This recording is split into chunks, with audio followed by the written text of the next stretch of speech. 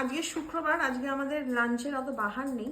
তো আজকে হচ্ছে ভাত, গরম গরম আলু ভাজা উইথ কাঁচা লঙ্কা, আর তার সাথে হচ্ছে কুমড়ো ভাতে। কুমড়ো ভাতে খেতে আমি খুব ভালোবাসি, কিন্তু কুমড়ো ভাতে যদি একটু পেঁয়াজ দিয়ে মাখা হয় বেশি ভালো লাগে।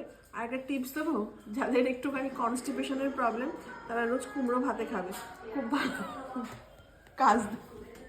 আর এক নাগা সন্ন্যাসী বসে গেছে, মানে আমি যদি কোনোদিন মিস করেও যাই ঘুণাক করে, তুই মিস করিস না বল? তোর ভালো লাগে, আমার ভালো লাগে। আর তোর ফ্রিতে চলে যায় সবকিছু, এত এক বাজে পয়সা লাগে না কোনোদিন খরচা করে ভাতে। না। কি হ্যাঁ কিসের কি কি হ্যাঁ, পয়সা কি খরচা কি হলো? দেখো চোখটা কিরম করলো। আমি কি সাত পাকে বাঁধাটা কি আমি একা নিয়েছিলাম? আরে বাবা, না সাত পাকে বাঁধা দিয়ে একা নিসনি, কিন্তু যত তোর কসমেটিক্স ভরণ জিনিস তুই। পোষণের দায়িত্ব এবার তোর, আর নয় আমার। ও আচ্ছা, আমি তো আমি নিই। আমার রিটার্ন। আমি তো ভরণ পোষণের দায়িত্ব তোর নিই, তুই নিয়েছিলিস। আবার কেউ লিখবে কিছু তো করো না, সারাদিন বইয়ে পেছনে ঘুরে বেড়াও।